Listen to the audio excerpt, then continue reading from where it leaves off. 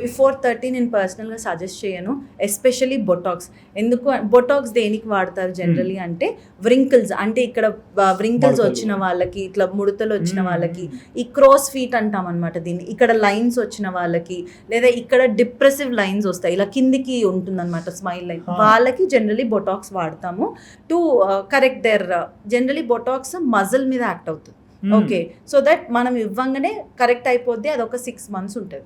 30 before వాళ్ళకి అసలు ageing సైన్సే ఉండవు, అంటే వ్రింకిల్సే తక్కువ, క్రోస్ ఫీటే తక్కువ. సో ఎందుకు బొటాక్స్ అన్నెసెసరీ. 35 వరకు కూడా వెయిట్ చేయొచ్చు.